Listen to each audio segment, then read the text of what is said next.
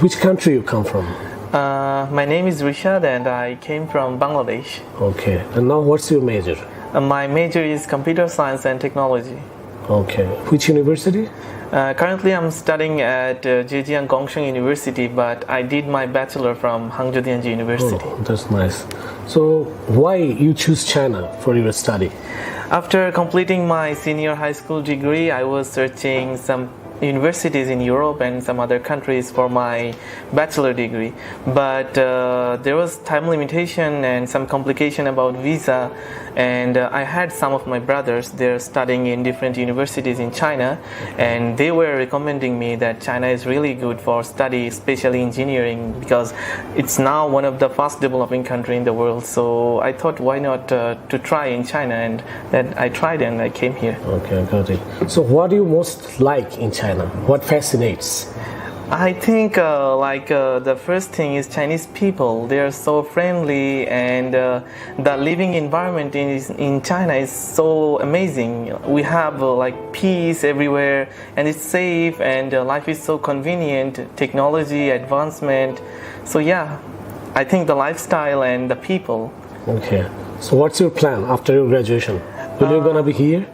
Currently, I'm doing my master degree, so I have planned to do job after completing the graduation. But I'm not quite sure, but I will maybe go for a PhD or something. But first I will try for job because I heard that in Hangzhou it's tough to get job without a master degree, so I stayed, and maybe I will apply for job. Okay, thank you. Thank you for your opinion. Thank you.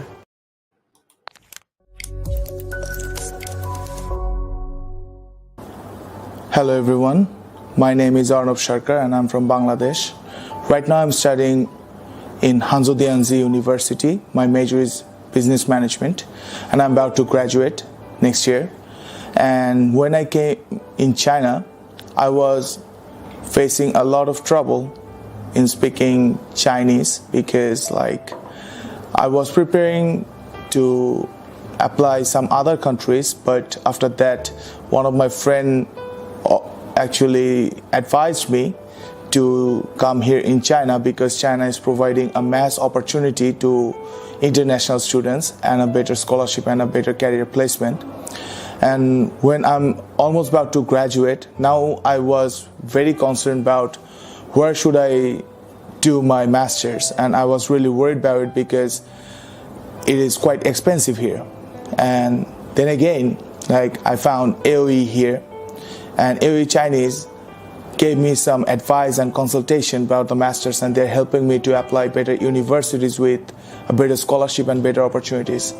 So I would suggest all of you to visit AOE or take a consultation from AOE for better education and better placements. Thank you. Okay, guys, welcome to I think this is my fourth live streaming session, right? So we've had many live sessions so far, and this one by far, I think it should be our fourth one, right? During our previous live streaming, we talk about different Chinese cities to study in. We talk about what the great schools in China, as well as we cover kind of different things, right? Or what you should consider when you choose a Chinese university. So today, this topic, we will go into some of the most fascinating things about studying in China, because I knew that this is something that a lot of you are concerned about. This is a lot of you have been wondering, hey, if I actually study in China, how will this benefit us? Okay.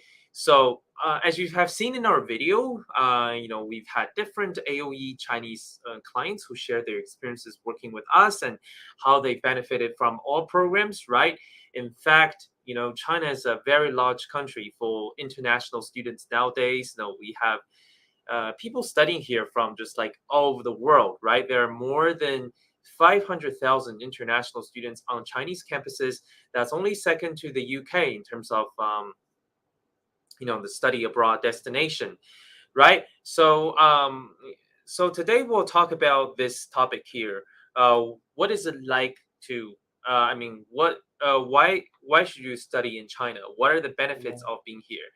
before we start the live streaming session, I want to remind everybody that we are from AOE Chinese. We help everybody with passing HSK exams, acquiring Chinese proficiency, and we also have the study abroad, study in China program or studying in China program. Like we kind of cover everything from like, like selecting schools, your visa application, your orientation, your accommodation, stuff like that. So our services are actually quite comprehensive from the very beginning up until the very bottom. My friends, you'll definitely find that our services here were quite professional indeed. And guys, if you have any questions about studying in China or about HSK or about Chinese skills, you can also DM us our question, okay? So what exactly is the first reason, and actually the most important reason, that we should all study in China? We know that China is a rapidly growing country nowadays. It's the world's second largest economy, and like China has a lot of major trading partnerships around the world. We see Chinese companies everywhere. We see Chinese people everywhere. So with the rise of China and with the increase of China's global influence or global predominance, Chinese has become a very important language nowadays, right? So a lot of us, if you want to go into business, right? If you're working in the business field, if you're doing international trading, or if you're working in a global company, the higher chances that you need to have some sort of Chinese skills. Nowadays, many companies, they are actually establishing their headquarters in China, their regional headquarters in China, like Bosch or Samsung or Lenovo. Sorry, Lenovo is a Chinese brand, or Apple, they have like their Chinese factory, their Chinese base, or you have different companies that are trying to expand overseas. For example, Huawei or ZTE or Xiaomi or or Dajiang, different kind of Chinese companies with international businesses, or ByteDance, these sort of companies, they have businesses abroad. And in this kind of settings, having Chinese skills will help you a lot with gaining those positions, because, like there's a lot of Chinese clients. There's also a lot of like a lot of Chinese leaders that you have to speak to. Also a lot of like Chinese documents that you have to read. So pretty much you'll need to have a decent Chinese skill. Now we know that like Chinese is spoken widely in many different parts of the world. Of course, in mainland China, we have a large Chinese speaking population, and actually is the official language of People's Republic of China. So if you go to the remote areas like Tibet or Xinjiang, all the ethnic minorities, they will have to learn Chinese, and Chinese is actually a mandatory course in their elementary school up to high school. Even though they have their mother tongue, right, they're allowed to practice their own language or their own religions, but they're still required to learn Chinese, right? So Chinese, and also, like in Taiwan, Hong Kong SAR, and Macau SAR, Chinese is also a very important language there. I know that in Taiwan, they speak Taiwanese, and Hong Kong and Macau, they speak like Cantonese there, but still the root of all this is Mandarin. I mean, or I just call it Chinese, right? It's a very important skill to learn. And of course, like due to geographic proximity with China, if you go to Southeast Asia, like Thailand, Malaysia, Philippines, there's like a lot of Chinese businesses there, a lot of Chinese tourists there, or in essence, like a large Chinese populations there. Historically, there has been lots of Chinese migrants to those countries. Then Chinese is also an important skill there, right? And actually, with China's reform and opening up policy, we see Chinese people immigrating to different parts of the world, like France, Germany, Italy, Spain. Well, Spain is not really a traditional immigrant country, but those countries in North America, like USA, Canada, Mexico, or some places in South America, we have like a huge Chinese population. And of course, having decent Mandarin skill is quite important, because you have a large Chinese immigrant population that you have to deal with, right? And me personally, I've been to United States before. In United States, Spanish is actually the second most important language in the U.S. overall speaking, but there are different states or different towns where the Chinese population is growing. For example, in a college town, or if you're in a big city like New York, Chicago, just places where you have an influx of Chinese immigrants, then Chinese is actually an important skill there. Will be the second largest language, second most important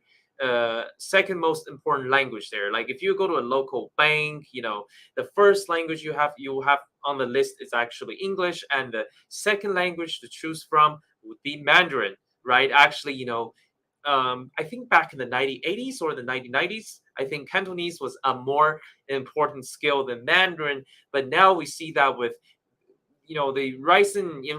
the rising ranks of China in the international community, we see that Chinese is actually becoming a more important skill, right?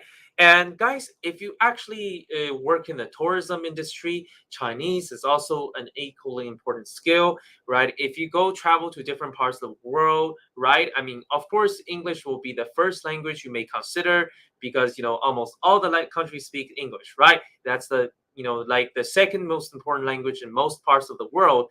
But a lot of places, you can find people that are actually going to be able to communicate with you in Chinese. So if you choose to travel overseas, like to big cities like Cancun, or maybe I'm not sure about Moscow, but at least I know that in Cancun and New York City, you can pretty much just like get around with Chinese skills because there's already a large Chinese population there, and a lot of locals they've really learned Chinese there. So this is actually a quite important language to learn if you want to boost your chances in your career, in job hunting, or maybe even in academic research and global exchange. Chinese is actually an important skill. And guys, please do note that Chinese is like one of the official languages of UN, right? Because we have English, Chinese, French, Spanish, Arabic. I think the other language is Russian. Forgive me if I'm wrong, but pretty much Chinese is one of the official languages in the UN, right? And many countries these days they're learning it, and we see that Chinese has become a mandatory course in many different schools around the world, right? And of course, different universities they offer Chinese language courses. Like if you study in an American school, Chinese is a popular major. Also, like when some people they have to take electives, they may choose Chinese. Okay. So we see that there's the added benefit of having a Chinese skill, but some people say, hey, I don't really have to come to China to learn Chinese, right? I can just learn it off of my textbook, or when I'm in the US, when I'm in Canada, or Germany.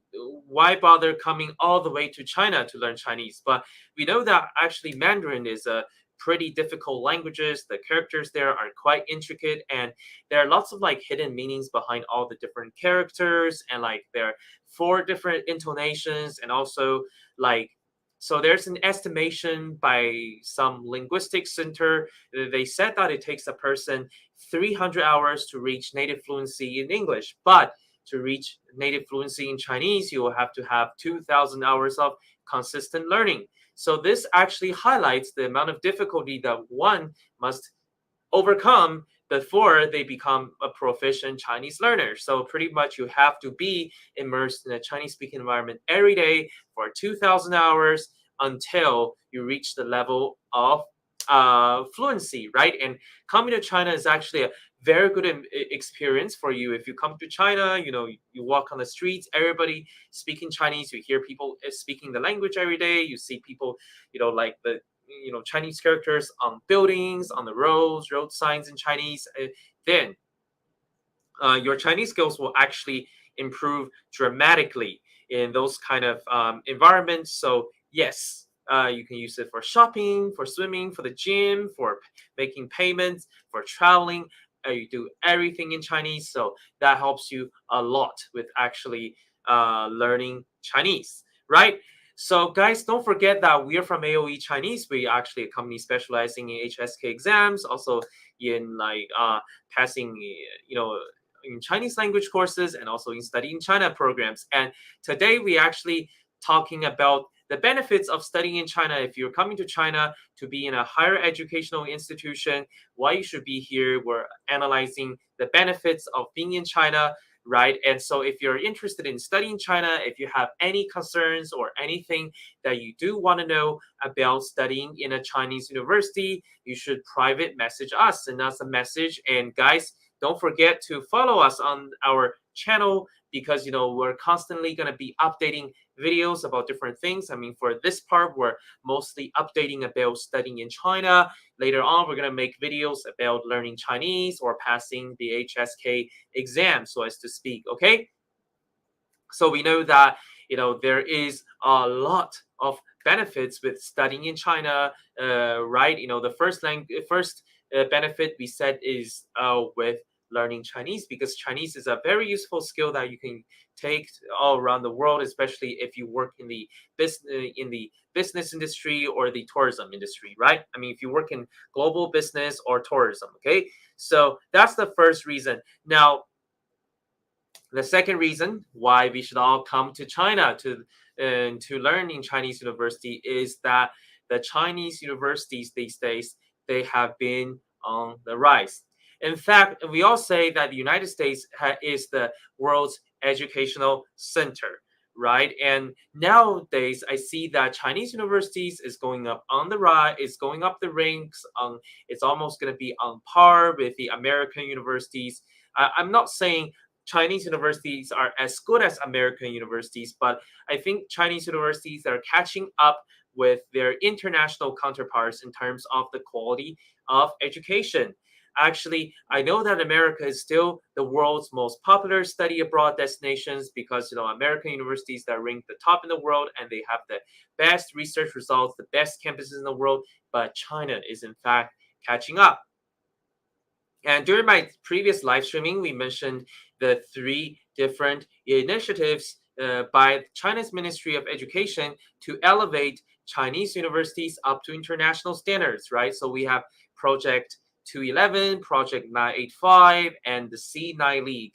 In fact, the C9 Leagues are China's versions of the Ivy Leagues, right? And 985 and 211, they're both like the top standards universities in China. And the Chinese government, they have been investing heavily into its educational resources. They put a lot of money on its on its faculty members, on its research facilities, right? Also onto the beautiful campuses itself, right? And that's why nowadays, if you go to so many of the top universities in China, they have so many campuses around around the city or around the province. Actually, some of them have even established like a branch campus in another part of the world. For example, my cousin studied at Xiamen University. They have a branch in Malaysia, right? But pretty much what I'm saying is that Chinese universities, they have been expanding. They have lots of campuses nowadays, and those campuses are extremely beautiful. And on those campuses, you can actually find very good facilities, and those facilities, they will be conducive for your learning. They can actually provide you with a lot of comforts, right? And in fact, some of China's research facilities are the most advanced in the world. Even if they're not the most advanced, they may be in the tier 1 in the world, right? Some of the best educational facilities, like in the classroom, you have the projector, computers, very good desk, right? It's not like in the past in China, where you say if you go to a Chinese university, they don't even have the basic things. I can assure you the campus is already good. They also have like very good residence halls, dining halls, gyms, or running tracks. I mean, all the basic and very good libraries, all the basic infrastructure on Chinese universities these days, they're pretty good. And if you happen to, and the dorm rooms, especially for international students, are getting much better these days. So there's very good educational resources, very good teachers, very good facilities. And also some people may say, if I'm getting in so many of a great school in China, but what about my future? What about my career? In fact, if you study in China, if you're studying in Chinese universities, if you graduated from the top 100 or maybe the top 200 universities in China, you'll have a very, very good chance of finding a job when you go back home. Like, China, like we'll take like Zhejiang Institute of Technology, Shandong University, or Zhejiang Gongshang University, Hangzhou Dianzi University. These universities, they're ranked very good globally. They have some sort of fame around the world, and if you take your degree back home, they're going to be looked very favorably upon by your employers. And if you happen to have graduated from a C9 League school, and you did your master's there, PhD there, or postdoc there, whatsoever, or maybe you did some sort of like academic exchange program there. When you go back home, you can find a very, very decent position in academia or the academic research circle. In fact, we find that a lot of alumni from these universities like Fudan or Shanghai Jiaotong University or Peking University, Tsinghua University, they have become very good researchers in their respective fields, in the sciences, in the arts, in languages, or in global business whatsoever. So that's actually a pretty nice choice. I mean, if you can happen to graduate from some of those top schools, I mean, you will have a lot of competitive advantage in the job market, right, as well. And guys, don't forget that we are from AOE Chinese.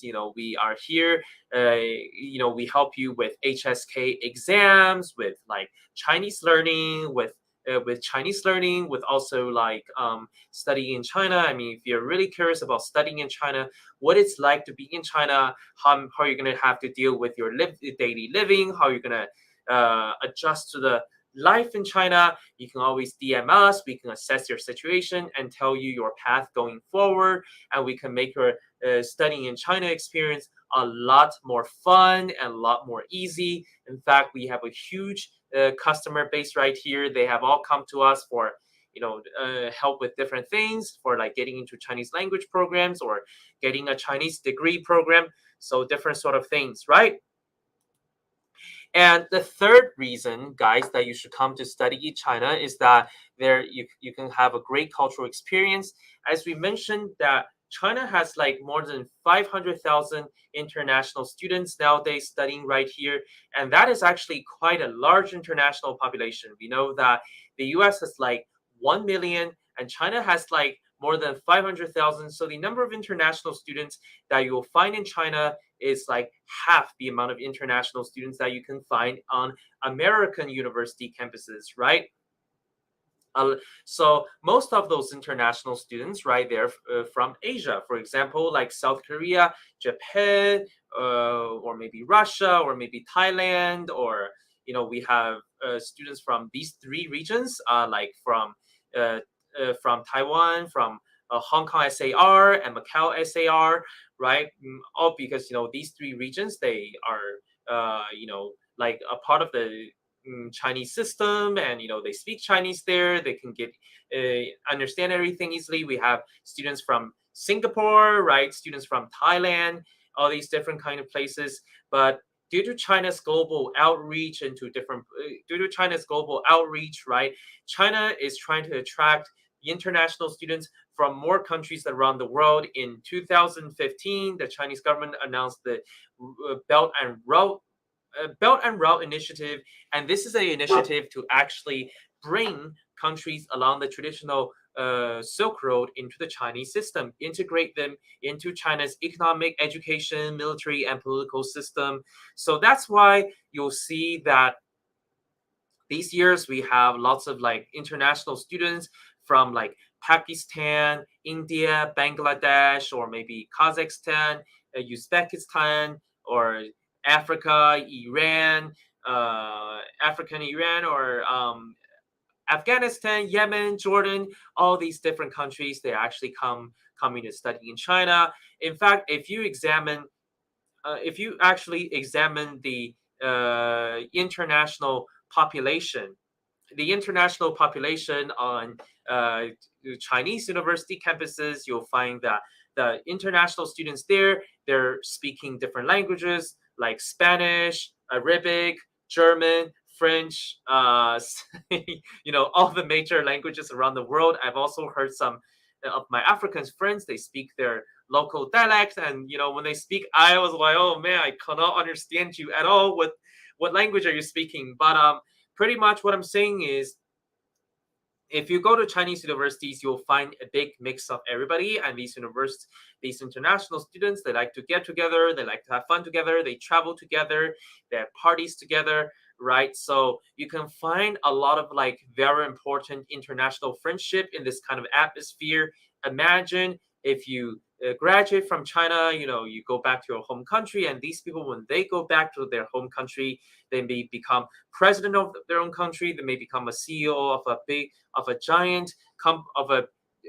giant company in their home country, or maybe if they become, or maybe if they become like a famous academic researcher, and you can have like that sort of like connection with an important person, another part of the world. And of course, like the Chinese alumni the alumni network of those universities. Like when I'm talking about alumni network, I'm even mostly referring to the international student alumni network. You'll find that these alumni network, they can help you a lot when you go to different parts of the world to find jobs, to do research, or maybe if you're just going to a different country to seek help with different sort of things. The international alumni network can help you address a lot of concerns. They're like your group of close buddies together, always coming together to help each other, right? And so, guys, let me remind you, we're from AOE Chinese. We're actually we offer professional services with regards to studying in China. Also, with regards to your experiences living in China, we have helped a lot of international students apply for different universities in China. We help them get into good schools. In fact, we can also increase your chance of getting a scholarship. We'll tell you your right programs, what the right major you should choose. We can also tell you the situation in different Chinese cities. So with us, we offer you professional advice on studying in China. You can lay assured that if you consult us, we'll ease your concerns right away. Okay? So on top of the cultural exchange, I also want to mention the fact that China is in fact the safest. Okay, when I say the safest, I'm not making an exaggeration here. China is one of the safest country. In fact, the safest country in the world to live in, right? Now I'm not trying to downplay other more developed countries in the world, but like if we think about US, UK, or France, or those traditional Western like capitalist developed countries, we often hear about the massive shootings, or maybe armed robberies, or different kinds of crimes taking place on the streets in the nighttime, or maybe like there's a gun threat, or maybe there's different kind of things that people are worried about if they live in a traditional big city like New York City or Chicago, guys. All these kind of scenes, they do not exist in China. I tell you that China has really amazing, bustling nightlife. The nightlife is amazing. You can go out on the streets to eat barbecues, go to KTV, go whatever you want to do in the nighttime, or even just do some running. Just don't go naked in China, of course, right? Because the laws here are pretty strict. So pretty much if you do anything on the streets in the nighttime, as long as it's legal, as long as it's not doing with like drugs, alcohol, drugs or guns, or anything that breaks the Chinese laws, I mean, you can just go outside and be yourself in the nighttime. Just don't go naked, okay? And so people here have a very, very harmonious nightlife. So like most people, if they go overseas, they're worried about like guns and drugs, right? I will tell you that guns and drugs are actually completely outlawed in China. And in fact, China has very heavy penalties, or very harsh sentencing requirements, or sentencing guidelines for possessions of lethal weapons, or possessions or production of marijuana, and the China's Ministry of Public Safety, or the China's police ministry, they have very strict laws forbidding all these kinds of activities. And another very interesting thing that you may probably have heard, but you know, it really has this kind of effect, is the security cameras in China. So if you go on the streets in China, the security cameras, they're everywhere. The security cameras, they cover every single corner of the street of the country, right? If the camera, like when it goes live, when it records the people walking down the road, they can also identify there's a national ID number together with their criminal offense, their criminal record, or their ongoing case. And if the police find a suspect in the public, they can apprehend that suspect right away. Or if you find that you're being victimized, or if you're the victim of a criminal scene, or if somebody is going to commit a crime against you, then you can call the police right away. The police will show up immediately and stop the crime from happening. The police will also help you solve the issue right away, because the security cameras, guys, they're really every single where. And China has a very heavy police force, right? So every 100 civilians, we can see one police officers. And in your local community, you can see a lot of police stations, and each campuses, they have their own police station as well, right? So China is a very safe country due to the advanced technologies here, also due to strict laws, as well as heavy police having heavy police presence, as well as the installation of security cameras. The security cameras, they're really advanced technologies. They can help to track down criminal fugitives, also prevent crimes from happening at a very, very effective rate. Okay. And of course, you know, people, they don't have to worry about online crimes, right? Because the Chinese police, they have done a lot to prevent like financial fraud, or like online digital fraud, all sorts of things, right?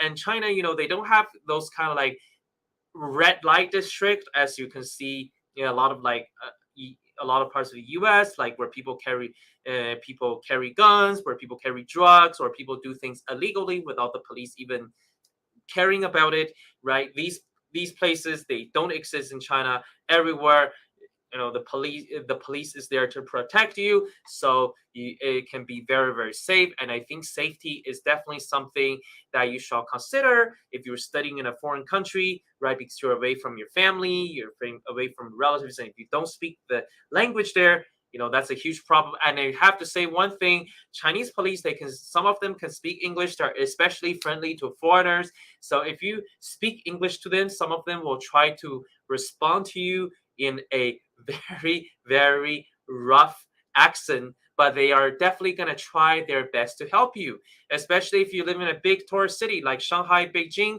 These police officers, they will be your best friend. Okay. So guys, don't forget that we are from AOE Chinese. Today we're talking about the benefits of studying in Chinese campuses, right? And so if you have any questions about studying China, you can DM us, you can check our videos and check out our previous live streaming. And so you tell us what your situation is, we'll assess your situation, give you the best solution, tell you which university you should choose, and then we'll help you with the entire application process, pre-arrival orientation, also with the post-arrival arrangements, and we'll take care of all your concerns and ease all your worries with regards to your life in China if you choose to be our client. Okay. So that's that. And also we know that China, the life here, my friends, I have to say, it is not only safe, but it is also very convenient due to China's investment into the public infrastructure, right? If we're living in a city, we think about all the railway lines and all the bus lines, right? The buses, they can go from one part of the city, travel 30 kilometers to another part of the city. That's the same for the subways, right? They can literally go from this part of the city down to that part of the city. And in big cities in China, you will have so many different subway lines. You have an intricate subway network, and the subway lines, they connect each other. They can stop at, and there are many different subway stops along the way. They can stop at different parts of the city, and they make your life very, very convenient. And actually, guys, those subway lines is easy to get in. You can just scan your QR code or scan your bus card, and you can just get in, and they will charge you based on how much of a distance you are traveling, my friends, right? And bus tickets and subway tickets in China, they're in fact pretty cheap. I mean, they're not like in Hong Kong, SAR, right, where or other big cities outside mainland China, because when we talk, right, like New York, let's just say New York or Chicago or Tokyo, right, these kind of like big cities, like the the bus fares or the train tickets or the subway tickets, they are going to be like at least 1.5 UK pounds. So that's very expensive. In Beijing, Shanghai, I can tell you, even in those big cities, subway tickets, they're extremely cheap, right? Just you can pay 0.3 US dollars. You go from one subway stop, you travel 8 subway stops, and just for 0.3 US dollars. Whoa, oh my gosh, my friends, that is so cheap, right? And there are also sophisticated railway networks and airline networks connecting different cities. Actually, in many different cities around the world, China has very advanced airports. Like Beijing, they built the Daxing Airport, I think 3 years ago. Daxing Airport, and like some of China's airports, they are the world's biggest airports in terms of the number of inbound and outbound travelers, right, my friends. And also there are like major international airlines. They go to different Chinese cities, right? I mean, you can find international flights in almost all the cities in China. In those in local airports, you'll find flights going to other Chinese cities and flights going out of China or coming from outside of China or coming from just another city in China. I mean, even if you go to like one of the second tier cities in China, right? Like, no, I don't want to offend any cities in China, right? Let's say if you go to other smaller cities in China, like Zhengzhou, Xi'an, Lanzhou, Wuhan, Changsha, these kind of cities, you'll also find international airlines operating there. That's going to take you to outside of the country. So with those airlines and railway networks, it's actually very easy to travel in China and even overseas. And now I do want to point out that China's like high-speed railway lines, like China's high-speed railway mileage. China has is the longest in the world. Like China has more railway mileage than neighboring Japan, than European countries such as France and Germany, right? And those railway lines, my friends, I must say to you, they're not only like advanced technology, but they're also like offering a lot of you comfort. Well, that's because of the advanced technology, right? I mean, if you're sitting in one of the high-speed railways in China, you'll find they're extremely stable. Like the coins, if you just put a coin on the high-speed railway, the coin will not fall down. It's gonna lay there, and if you are sitting yourself on the high-speed railway, it does not feel bumpy at all, right? And the subways, the high-speed railways, they're actually extremely clean. They're also powered by electrical energy, so they don't really cause a lot of pollution.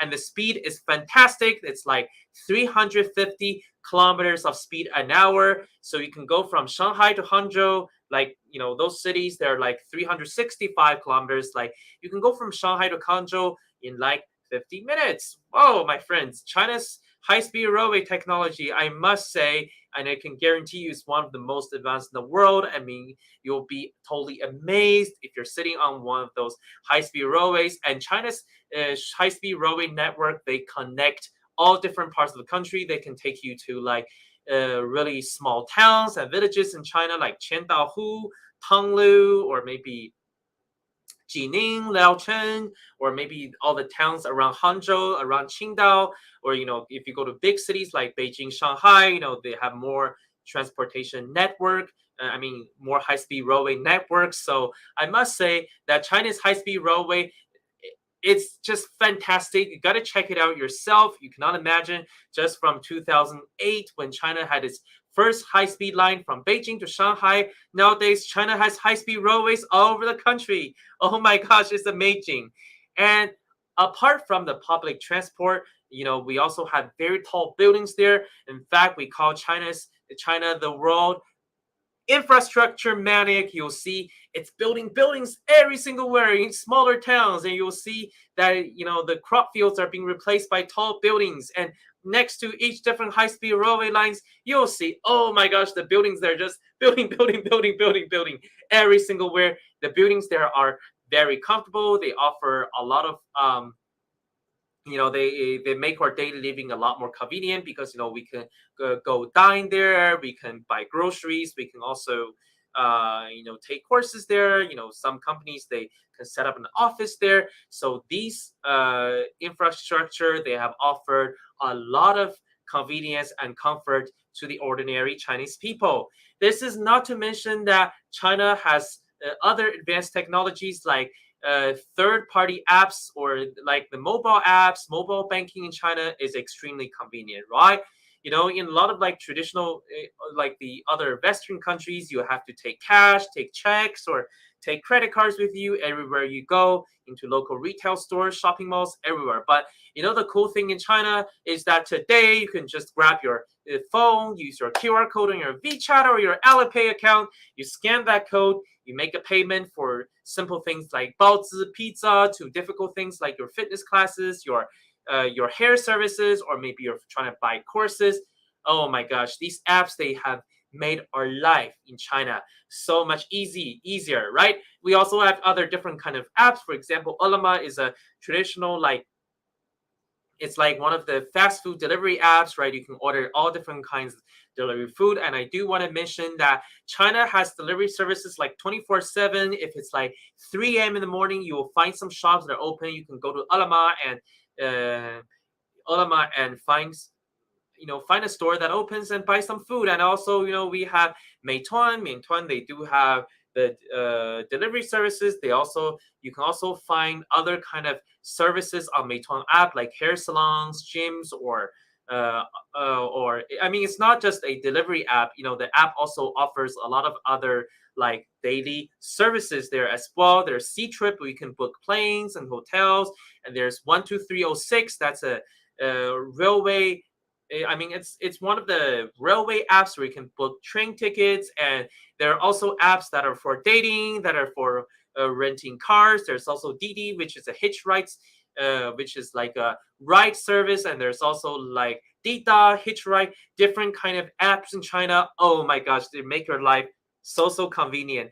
These are the things you'll not find in other parts of the world. In fact, that if you get so used to these apps, some people say you cannot even live outside of China anymore if you get used to those apps. But I'm pretty sure everybody is smart enough to work around it, right? And guys, don't forget, we are from AOE Chinese. We are a very professional company specializing in Mandarin services, HSK exams, and study in China programs. We have helped so many international students get scholarship, choose universities, get into university, apply for visa, and also help them with housing, and rearrange activities to get everybody together to make the we are trying to foster a sense of unity among the international student community. So we have different clients share their testimonials here at the beginning of the live, and you can also check our other videos to see what the other international students have to say about studying in China. And also, another reason is that Chinese education is extremely affordable.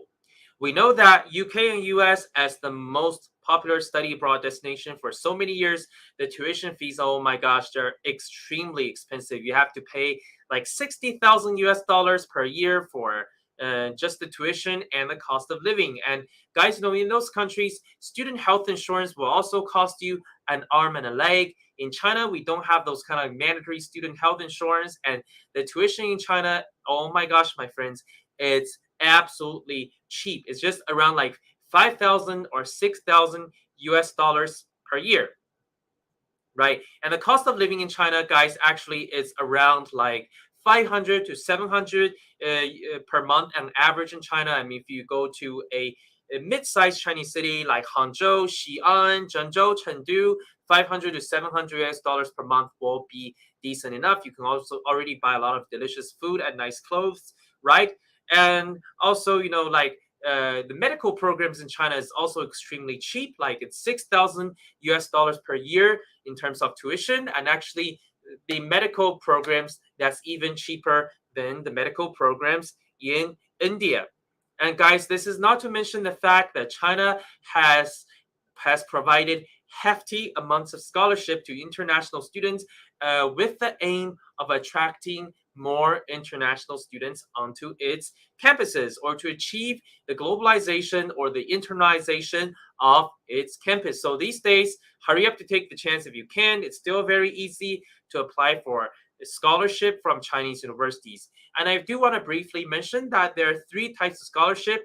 The Confucius Scholarship, which is for Chinese exchange program or Chinese language program. And there's also the Chinese government scholarship program, my friends. The Chinese government scholarship program, therefore, if you're for doing degree programs, especially academic research, you have a very good chance to apply for Chinese government scholarship. I mentioned in my live streaming, we have a lot of scholarship opportunities for students from the Belt and Road countries. And we also have local university scholarships that are tied to bilateral exchange agreements with foreign universities. Like if you're doing exchange programs in China, those local or our university may provide you with some form of scholarship for this exchange, right? And don't forget that we are from AOE Chinese. We have we're actually a very, very professional company in helping students apply for Chinese universities. If you have questions about reducing your finances while studying in China or applying for a scholarship, we can definitely help you. Just DM us a question and we will assess your situation and give you the best solution possible. And guys, I do want to mention that there are vastless opportunities, limitless reasons why you should study in China. And I will mention the one last reason why you should study in China is that China is actually great for traveling. Why? Because everywhere you go in China, there's a different landscape, different cultural environment, a lot of history there. There's great food, right? We know that China is divided into the north and the south, and also there's the east, the west, the Himalayan mountains, the plain regions, right? Everywhere you go in China, the experience is different.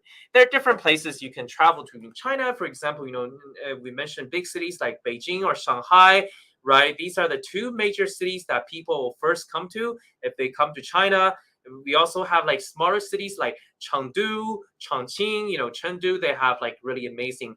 Chengdu and Chongqing, they have amazing hot pot there. Also, the weather in Chengdu is very nice. It's almost raining all the time, and like it's in the lower basin valley, and the clouds actually protect you from solar radiation. It's actually very good for your skin, my friends. And also, we can go to Kunming. Kunming is a less well-known city in Yunnan province, and there's also very great food there with the tropical rainforest. And Hangzhou is a nice city to visit because there are like lots of mountains, lots of lakes nearby. We also have like Ningbo, Wenzhou, Fuzhou. Guys, if you're actually studying in any of those cities in China, you can travel to another part of China very easily because we have very advanced subway, we have very advanced railway systems, we have very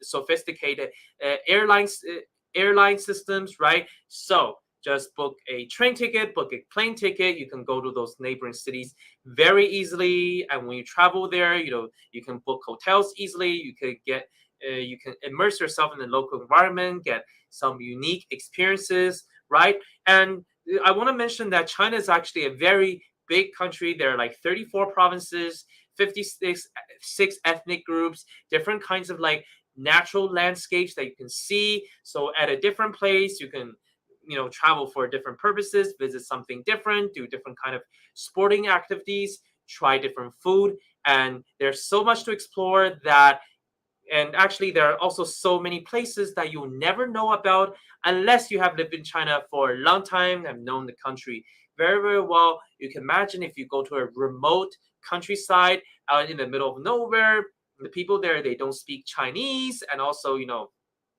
the transport there may not be very convenient. You can go there for like biking or camping or hiking, mountain climbing, or maybe swimming in the lake. For example, next to Hangzhou, we have the Thousand Island Lake area. And then if you go to the countryside in the Thousand Island Lake area, there's a lot of very nice landscapes to see. You'll not see anybody. There will be not even any local Chinese tourists. There'll just be local villagers there. There's like no population, no population there at all, my friends. And these are the really, really unique experiences that you can definitely find in China. And also, we have so many different holidays in China.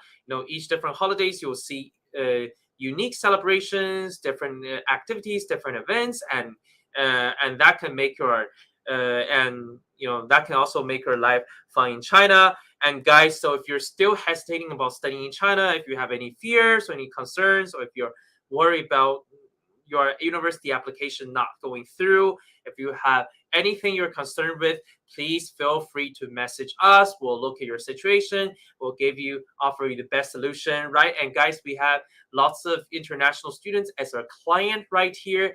We made them feel that China is their home. We routinely organize activities to foster a sense of unity and companionship among the international student body, and we let them experience traditional Chinese culture in the form of activities, dialogues, and events, and we send them gifts very often. And guys, so please feel free to subscribe to our channel, right, my friends? Just follow us. We're going to be regularly updating videos on studying in China, learning Chinese, and passing HSK exams. And guys, you can also check out our previous sessions or previous video clips on the topics or on the contents we've previously covered as well. So guys, don't forget to follow us, and thank you so much for watching today's live streaming. Please drop us a question if you can. See you soon, guys. Have a very, very nice day. Bye-bye, my friends. Bye. See you later. Okay. Bye, friends. Bye. See you later.